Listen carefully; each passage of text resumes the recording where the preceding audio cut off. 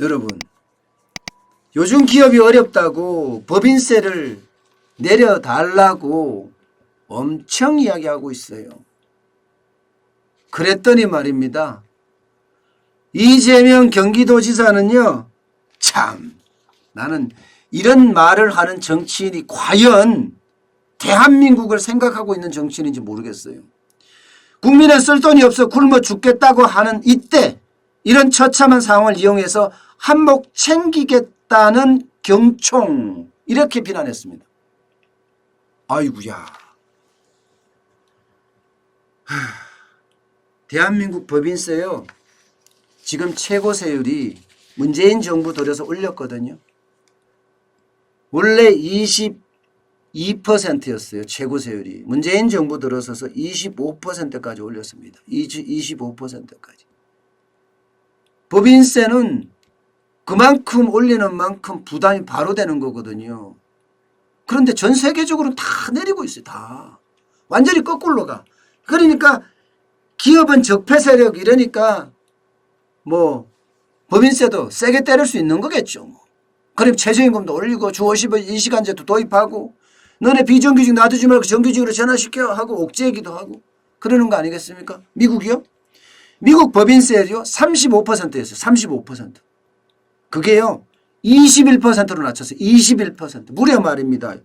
와, 14%나 낮췄어요. 14%나. 뭔가 기업을 통한 국가 혁신, 부국 강병을 이루고자 하는 것 아니겠습니까? 지금 경총의 회장, 경총 회장은요 그렇게 이야기해요. 우리 많이 내려달라는 거 아니다. 송경식 회장인가요 지금?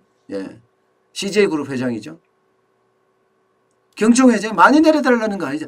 OECD 경제협력개발기구, 여기에 뭐 선진국 클럽이라고 뭐 이야기 일반적으로 하잖아요. 거기에 평균만큼 올려달라, 내려달라.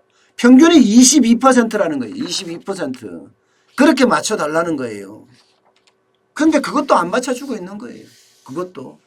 심지어 말입니다. 저는 참 이해가 안 되는 일이 많이 벌어지는데 25일 날 더불어민주당 여기에서 경제노동단체 긴급정책간담회라는 걸 개최했습니다. 경제노동단체 긴급정책간담회. 이거는 경제위기를 어떻게 극복할 것인가, 이거를 고민하는 간담회예요. 근데 웃긴 거는요, 사용자 단체인 경총은 참여를 안 했어요. 제가 왜 웃냐고요? 하도 어이가 없어서. 경제위기는 누가 극복합니까? 네? 기업을 팡팡 돌려야지 극복할 수 있는 건데 그 기업의 사용자 측, 예, 기업인이 빠졌어요. 결국은 예? 더불어민주당하고 한국노총만 참석해서 했습니다. 왜냐고요? 경총이 기회가 있을 때마다 법인세 인하 요구했다, 이거예요. 지난번 문재인 대통령하고 이야기할 때 18일인가요? 주요 경제 주체 초청 원탁회의 할 때 그때 법인세 인하해달라, 규제 혁파해달라 이렇게 이야기했죠. 그리고 23일 날이에요. 23일 날 경영 합리화를 위해서 요건 하나 규제 혁파라는 거예요. 이것도 법인세 상속세 인하해달라 해서 또 건의했어요. 그러니까 경총이 뭐라고 하나 하면 경총이 코로나19 위기를 틈타서 또다시 대기업 배를 채우려고 한다 하고 맹비난했습니다. 이게 말이나 됩니까 이게 여러분? 이게 말이나 되냐고요. 지금 대기업이 배를 불릴 수 있는 그런 여건이 되나요? 만약에 배를 불린다 그래도요, 시장의 감시단이 요즘은 엄청 많아졌어요. 엄청. 그럼 시장 감시단이 가만히 두질 않아요. 이제는요. 옛날처럼 예? 갑의 기준이 되는 그런 경영하는 시대 이미 지났습니다. 이번에 마스크 공급 누가 했습니까? 삼성이 했습니다. 삼성이. 정부가 한 게 아니에요. 정부가. 삼성이 세계 여기저기 뚫어서 부직포 공급하고 있습니다. 필요할 때는 이용해. 그리고 대부분은 초청을 안 해. 그리고 바보를 만들어. 이재명 지사가 한 얘기가 무슨 얘기예요? 예? 한몫 챙기겠다? 조롱하고 비난하고 비판하고. 아니 이렇게 해서 어떻게 대한민국이 살아나길 바라겠습니까? 저는 노와 사가 진짜 진지한 대화를 해야 될 것 같아요. 노동자 세상을 만드는 게 중요한 게 아니라 국민의 세상을 만드는 게 중요하다니까요. 우리는 국민의 세상을 만들어야 되잖아요. 그러니 참 속 터질 일이다. 이런 유례없는 위기에 예? 하나의 주체가 빠져서 노동계하고 여당하고만 이야기하면 대안이 나오나요? 예? 그런 절름발이 보여주기식 제발 안 했으면 좋겠어요. 오로지 대한민국이라는 국가를 위해서 생각하면 어떨까 싶어요. 실제로 대한민국 지금 위기 맞아요. 대기업이 한몫 챙길 수 있는 그런 시간적인 여유 없습니다. 대기업도 목숨이 경각에 달려 있어요, 여러분. 대기업도. 언제 대기업이 무너질지 모르는 거예요. 오늘 어제죠, 어제. 무디스가 발표한 게 있습니다.